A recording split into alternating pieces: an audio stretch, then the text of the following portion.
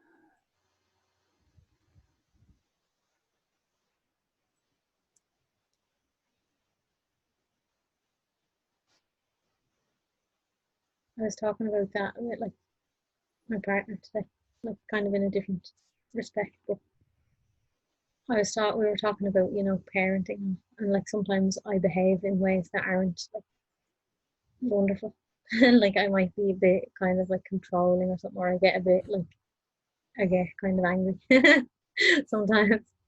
Like so then we were kind of talking about it, and then I said like I could probably write a book, you know, with all like the best things to do because I have like so much like knowledge and all like like I know what are the best things to do, but I still don't always do them, you know. And then like yeah, and he was saying that Ajishanti said, and I feel like it's true like here. So it's like you have to be your own best disciple, you know, because plenty of like words and like wisdom and all can come out of our mouths, and it just comes like you don't know where it's coming from, it just comes. But like you hear it first in a way, and you're speaking it like for like whoever wants to hear it, but also it has to be for yourself first. And also Ananta often says that as a that like whatever he says is for himself first. And I just feel like it's really beautiful, and like it's just beautiful. And it has to be like I don't feel like we should ever feel like we've reached like somewhere, like, you know, so even if you're speaking some kind of like wisdom, even if it's like all is Brahman, like whatever, that you feel like you know it, then it has to be just like if you need like in a moment, maybe you need to just like that, just be kind of quiet with yourself and let like some conditioning energy kind of blow over and not be jumping into it. Mm. Because like it does still happen here sometimes that some something comes up, you know, like often it's like just getting kind of angry, angry, not really angry, well angry, kind of irritated, you know, with like a 3 year old sometimes, like when you're tired and but like I feel like it's much better to just kind of like just slow down, just step back. Like it's okay. It's not like bad or something to be angry. It's okay, but I don't want to be like going with that energy, you know.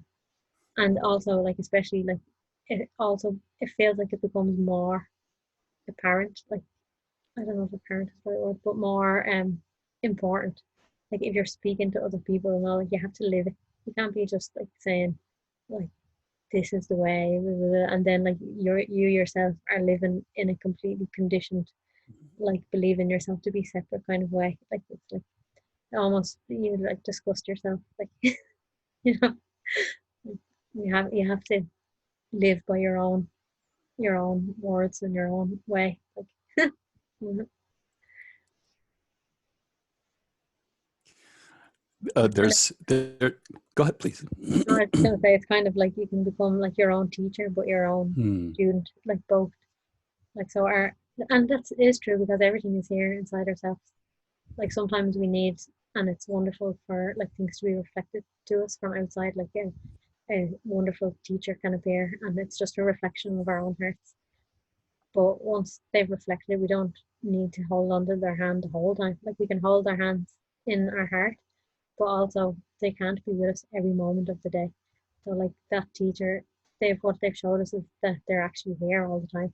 Hmm. So like that teacher is here, and that's what a good teacher is doing. Really is pointing it to your own wisdom.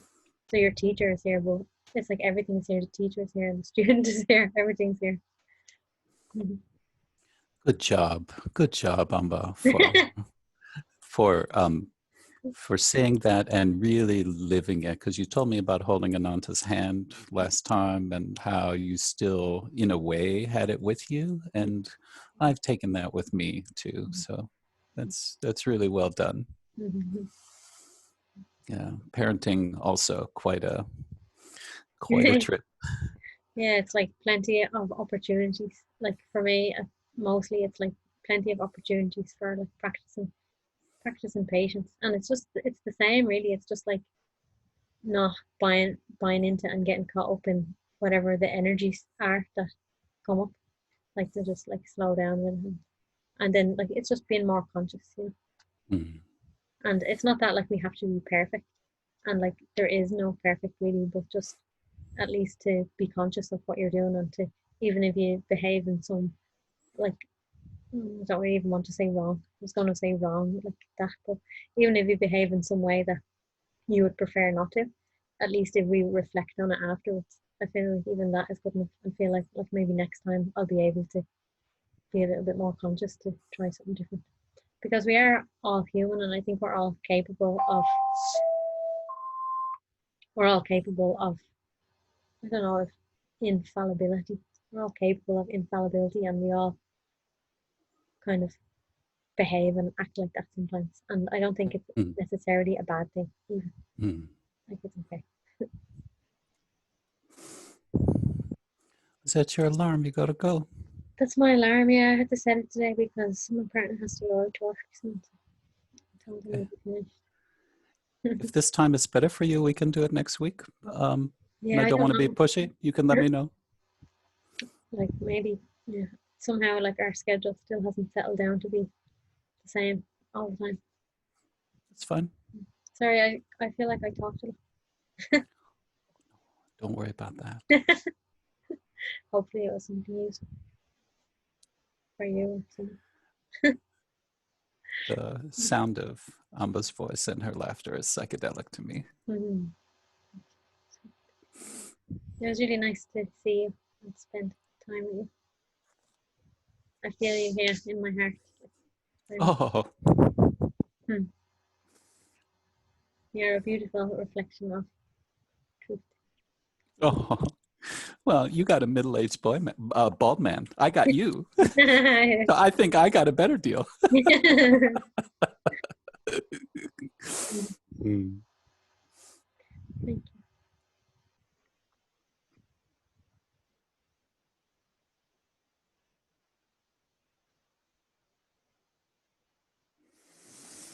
Okay. May grace be with you always. Thank you. Yeah. You too. See you next time.